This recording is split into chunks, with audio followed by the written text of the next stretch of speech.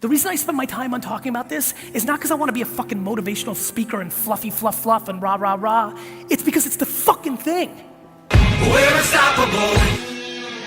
I am fascinated by this. I am fascinated by fucking mindset. I am fascinated in a complicated world that we're all growing up in.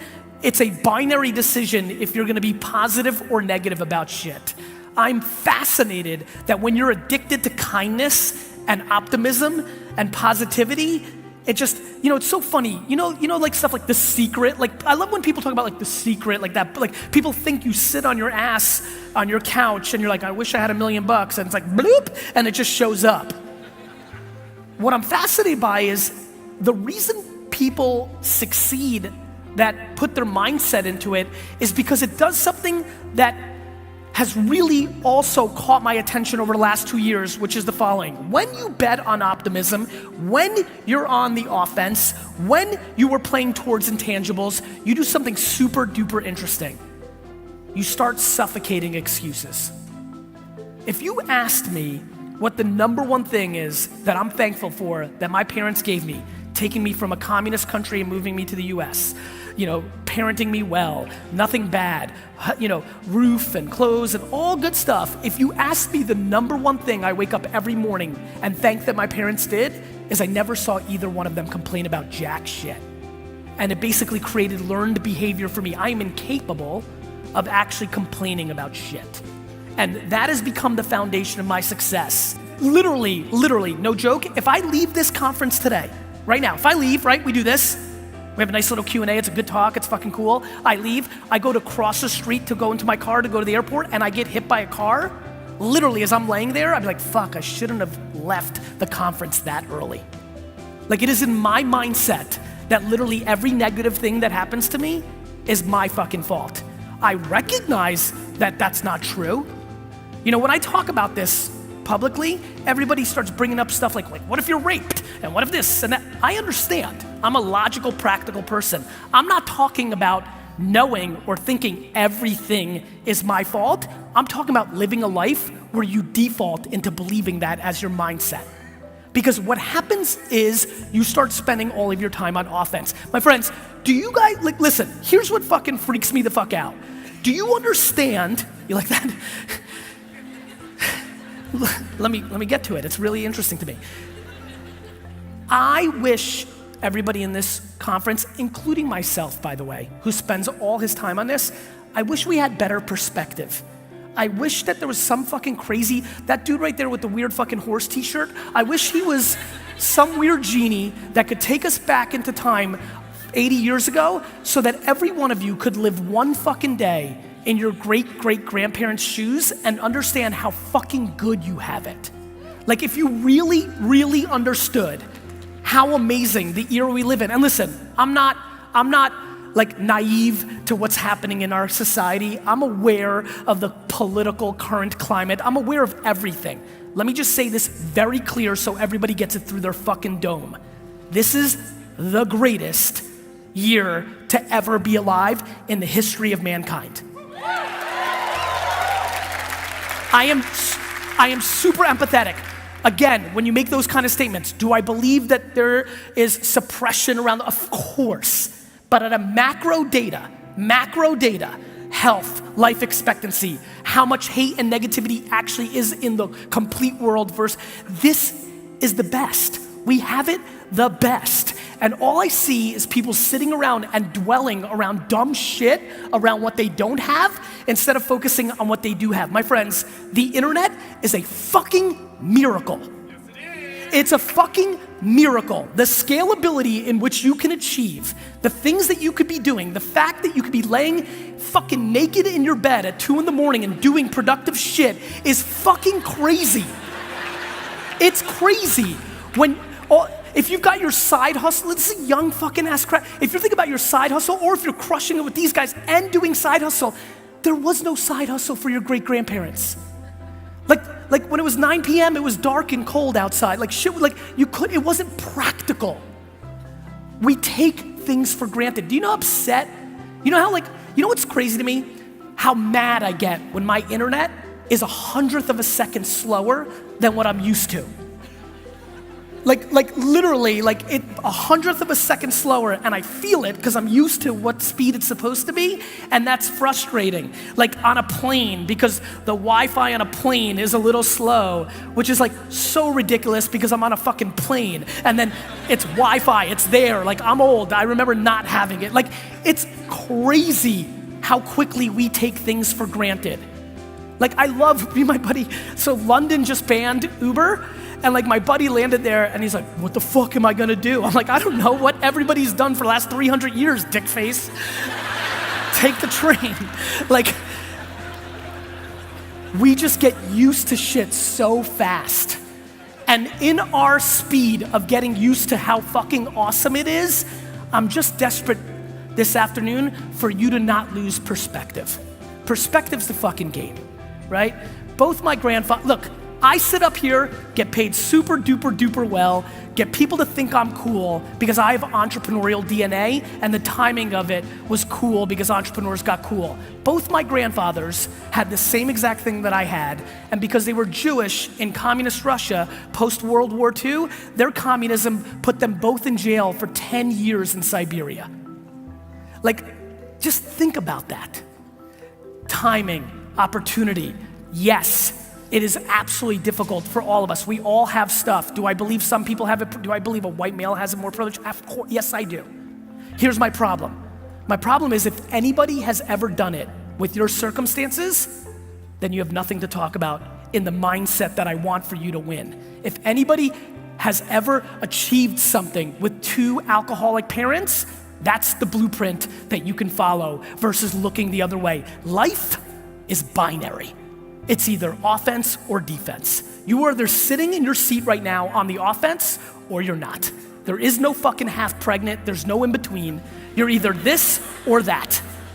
And so, I come here with the energy to let you know about how I see it from afar, not knowing every nuance of your life. A, I think this is the greatest opportunity to be alive because the internet has created infinite opportunity for all of us. B, I love something that I'm fascinated by, which is that everything gets accelerated. What you're living through right now, my friends, in society and the business world is everything's getting accelerated. What the internet has done, it hasn't changed us, it's exposed us. What the internet has done is not necessarily suppress things, it's made everything at the forefront. There's no hiding. Everything is so clear, out in the open, difficult to hide. And so I'm fascinated by this because it leads to bigger opportunity. The speed in which good can happen is extraordinary. It just comes down to actions. So what's really happening? This first and foremost, this device. If you're sitting in your seat and you have any entrepreneurial or intrapreneurial DNA, AKA, do you want to be the CEO of this company one day and grow in the ranks, or do you want to do something for yourself one day? If you have either one, which I assume is one or the other inside your body, you have to take a step back and wrap your head around the following. This right here, this device, is the remote control of our society. This is everything. Everybody keeps trying to tell people to spend less time on this. I recommend you spend all your time on it. I don't give a fuck if you look at another human being's eyes again. This. Because where do you think the world's going? I love when, I have 2 young kids now, and I love all these parents like, Gary, you're into this social media stuff. Like, this is terrible, right? I'm like, no, Dick, this is the best.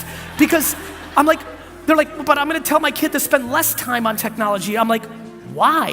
What world do you think your kids are gonna be living in 20 years? You think, like, I love the naivete. The naivete. This is all history, my friends. People thinking we're gonna go backwards. Every person in this room is gonna be wearing contact lenses full time on their body in 20 years and triggering between real life, augmented reality where Santa's on here on stage with me, right? And complete virtual reality.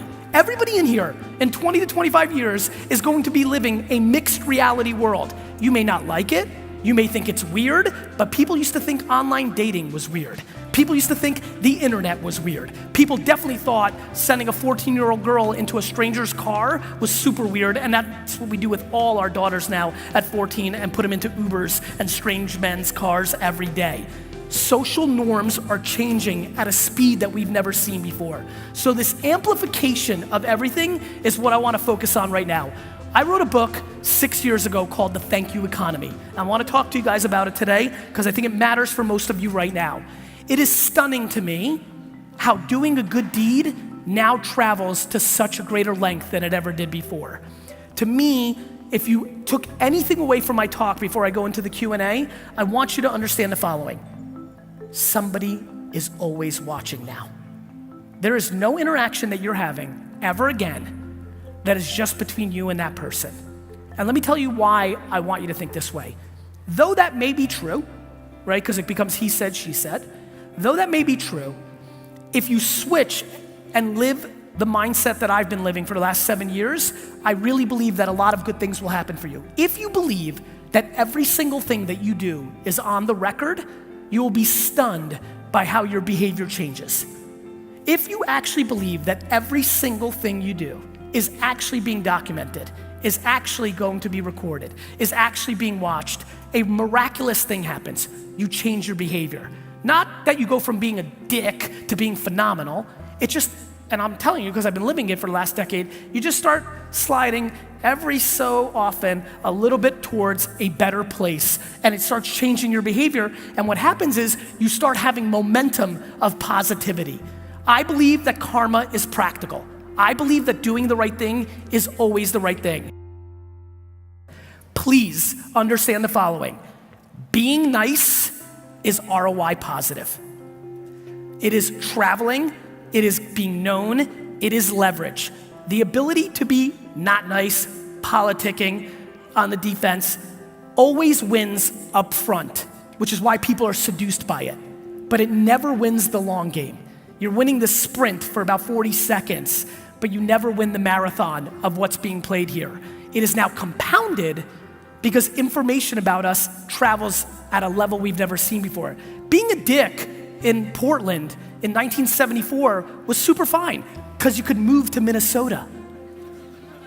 That information now travels with us at scale. You don't even want to know how much of a jerk your great-great-grandfather was. All that stuff is lost in history. All of our baggage, here forever. The biggest thing I remind people when they go on tilt, whether it's politics or life or whatever, is just remember, everything you're saying is going to be there forever. Everybody in this room is going to have a conversation with their granddaughter, and they're gonna have to explain their points of view on everything. Forget politics, life, everything.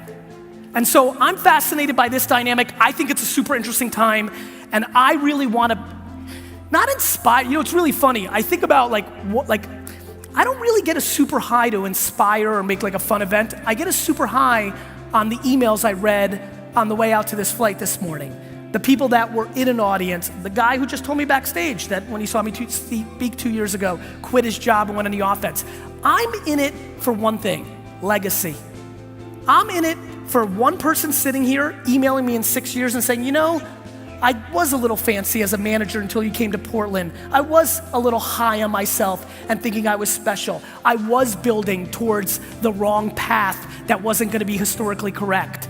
And I am just fascinated by the fact that the most simple of traits now is the fundamental game we're playing. That it's crazy to me, as we go more Jetsons, the people that know how to play like the Flintstones are gonna win. Literally, I believe the manners that your great-great-grandparents have are far more suited for where we're going than the majority of us. That we don't realize what's actually happening in front of us, which is we are all, not just me all day putting out content. D-Rock, where you at? Yo, not just fucking having a weird dude following you around full time, filming you. Not me, all of you. Maybe mine's an extreme version, but for all of you, you are documenting your entire life at scale forever. And when you start wrapping your head around that, two things unfold, I hope, for 95% of you. Number one, the quality of the life that you're trying to live as a human, so that you're proud about the conversations you have at 60, 70, and 80. And when you get there, a funny thing happens. As you push yourself to be a better fucking human being, better things start happening for you in your actual selfish business wants and needs. And so I hope that I can suffocate and ignite a mindset here today of people actually understanding what they're doing. Think about all the dumb shit you believed 5 years ago that you don't believe anymore. We keep evolving. We keep changing as we grow. I implore you to understand how big the stakes are in the world that you live in right now. The opportunity is so ridiculous. And so let's get into the details before I get into Q&A of this. I am desperate for every person in this room to understand a couple pieces of data. Number one, if you believe that this is the remote control of our society the way I do, then it gets really interesting when you start thinking about social media. Social media is this nice little, in my marketing world, it's a slang term for nice to have that you support with television, things of that nature.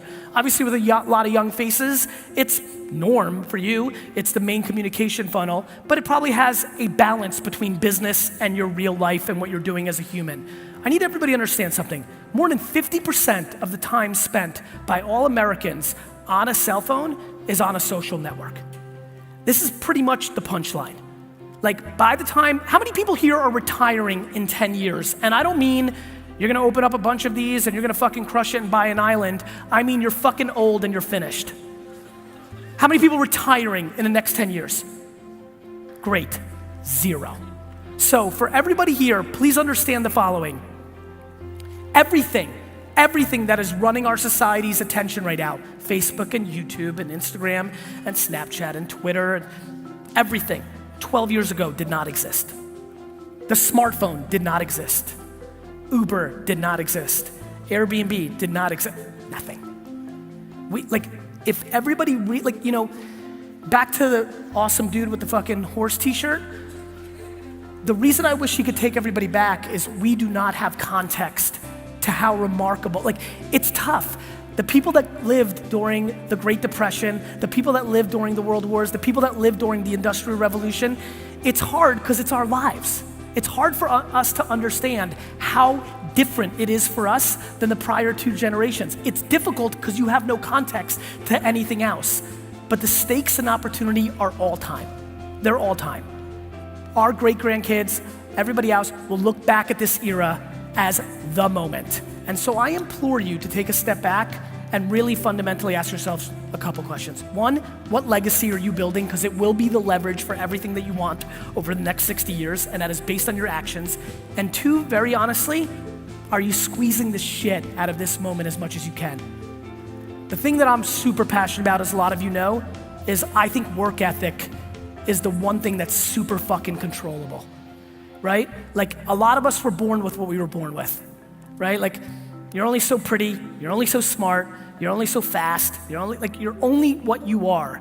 The one thing that I'm fascinated by as you sit here, the way you were parented, where you were born, what you got, the one thing that actually is in your control is the decisions of what you do with your hand. It's like a great poker player, right? A great poker player doesn't need the best hand every time to win. It's how she or he navigates with that hand. We're not gonna change who we are or where we were born or to whom we were born with. But no matter where you are in the life cycle right now, we all have the opportunity to start looking at it a little different. And to me, very frankly, I just think we spend an enormous amount of time on dumb shit when we have ambition to do so much more.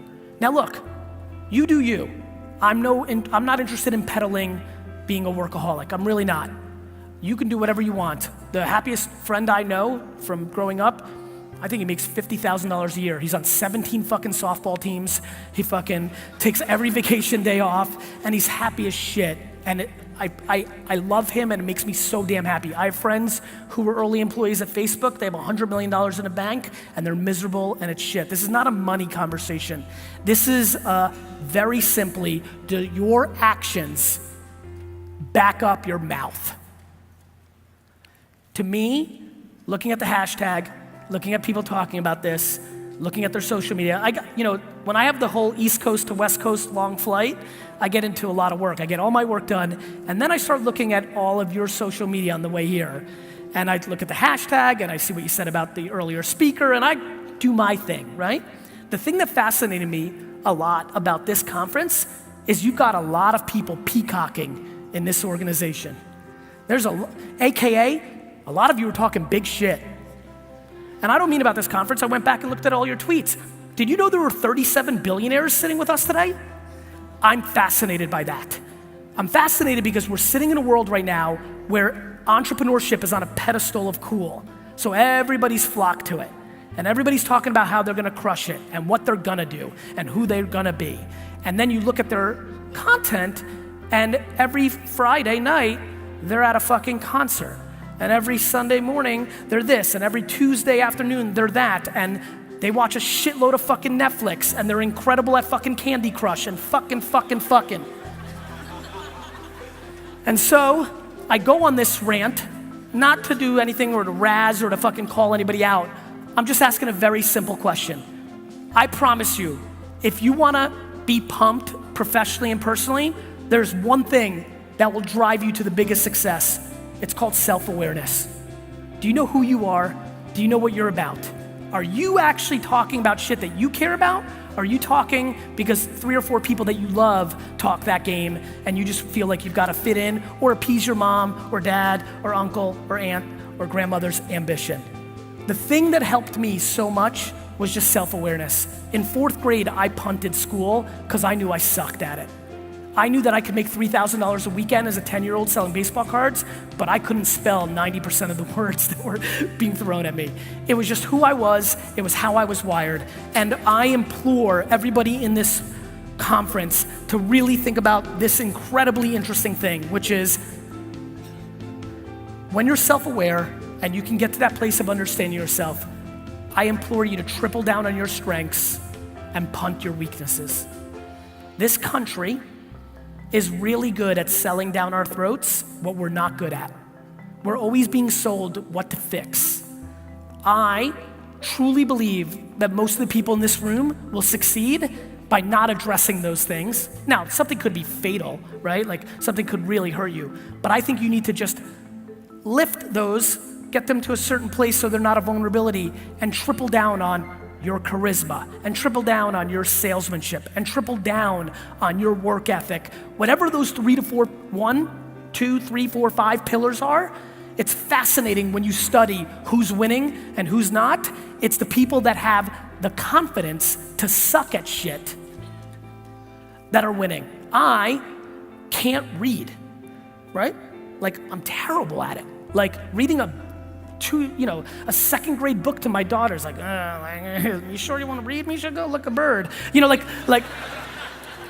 Yet standing in front of 800,000 people, I'm like, cool, I'm good. Like, we need to start thinking more and more. And as you're going through your careers right now, I implore you to be confident in what you're good at and to punt what you suck at. Because I promise you, everybody else sucks at shit too. Everybody's got strengths and weaknesses. And I'm fascinated by people's obsession to pour all their efforts into fixing their weaknesses, which is playing defense, and not tripling down on strengths. So if I leave you with anything structurally from a strategy standpoint and mindset standpoint, I highly implore you on that. And that's it. Like those are the things that are really kind of happening to me. I'm fascinated that we're in this era. I want people to take bigger advantages of it, right? I need people to understand how ridiculously unbelievable it is and to figure out, do they really want stuff? Do they love how many people love working because they just love the game of trying to win at a career or building a business? Raise your hands. Those people are gonna have a disproportionate advantage because it doesn't feel like work. It's just their zone. For the rest of you, you need to figure out what you like about it and spend all your time on that, because if you're in a place where you don't like it, you're not gonna put in the amount of work that's needed to actually achieve the things that most of you want. It's very, very simple. Put yourself in a position to succeed. Put yourself in a position to succeed. And I will finally, how many people here feel like they are not self-aware? Because I want to address this if I can. Just raise your hands if you struggle, you think a little bit with self-awareness. Raise your hands. Nobody wants it. I'll just go to it because I respect why that's a tough one, why we got half the hands that we should have, and more importantly, the ones I got were fucking, crocodile hands. If you're listening for the last 7 minutes, and I'm going towards I'm going to an awkward territory, I'm going there because it has been clearly in the last 4 years the thing that I've seen has won and lost. I would highly implore you take the 5 people that spend the most time with you, coworkers or family members, if you feel like you're struggling with this issue, and invite them to dinner, create a weird event where it's like your mom and a coworker, and everyone's like, what the fuck is happening? Create a weird event, and tell everybody like you really want to figure out what you're good at, what you're not good at, and spend 3 hours getting the people that love you or know you the best comfortable with telling you the truth. Because nobody wants to tell you. Because most people are kind, right? We don't tell people because we like each other, like especially the people that are closest to you. But this is something I threw out about a year ago in a blog post, maybe 2 years ago, and it's been the thing that I've been most emailed about. It's remarkable, and it's an unlock. Because when you don't see it, when you're blinded to it, you're doing the same repeat behavior that's stopping you from the thing, and once you can break it, if you have the humility to be comfortable with yourself, to go there, it's a humongous unlock, and it is the disproportionate reason. Listen, my friends, a lot of people when they talk about technology and social media and investing in business, they want me to talk about details, right? Like we're about to do Q&A. Like we'll go to it now because it's run in 2 minutes, I promise. And if you want to ask me a simple question of how to get more Instagram followers, I'm thrilled to answer it to you. I'm thrilled. I will give you everything I've got in detail. But if you ask me why I get to sit here today, if you ask me why I believe he's been able to build this business, my friends, all the magic is in the gray. It's not in the black and white. All the tactics you can Google right now. You can Google anything you want. You want to do Facebook ads better? It's the best deal in marketing. You want to sell shit? Do Facebook advertising. Your company should do a shitload more Facebook advertising. I should do more Facebook advertising. It's a fucking steal. It's the steal, right? Instagram influencers, fucking steal. People don't know how to price themselves. They give you awareness. Some are overpriced, some are underpriced. Fucking steal. Under 30, Snapchat ads, $3 CPMs, swipe up, people are watching videos. These are the details. But if you're fucking insecure, it's not gonna mean dick. If you don't know what the fuck you're doing with yourself, it's not gonna mean shit. The reason I spend my time on talking about this is not because I wanna be a fucking motivational speaker and fluffy fluff and rah rah rah. It's because it's the fucking thing. It's the thing. If your operating system isn't right, you got no fucking chance. If you're not fucking in a, do you know how fucking unbeatable I feel? Do you know that if you think I'm the best and I'm fucking the best and you're wearing my fucking hoodie and I'm the fucking best, do you know how good that feels? Phenomenal. Do you know if you're sitting here right now, never heard of me, and you're like, fuck this guy, I don't like his bravado. I don't give a fuck either. I don't care if you think I'm the best. I don't care if you think I'm the worst. I'm just in my shit because I'm grounded because I know what I am and I know how I'm trying to live my life. And I want that for every fucking person because let me tell you something, it fucking is the best. It's such a good place to be. Do you know what it's like to be in your own head and nothing else matters? Do you know what it feels like to give a shit so much about what everybody thinks, yet not care at all? Do you know that when I leave here, I'm gonna look at every single tweet about this talk, and if somebody said, I'm gonna be devastated like I fucking died, yet equally don't give a fuck? When you can get to that place, amazing shit happens. You know why? Because you stop being scared. When you're not scared, you do shit. When you're scared, you do nothing. And when you're not scared, you do shit. And even better, when you're coming from a good place and your intent's good because you're good and you have good to give, shit really starts happening. And so I implore you, let's go. Get the mics ready, I'm ready. Let's go into the Q&A. But I implore you, I'll go into every detail, but I implore you to get inside your head real quick. Figure out who you really are and figure out if what you're talking is being mapped by what you're doing. Because the second you put those things together, shit fucking unlocks. Thank you.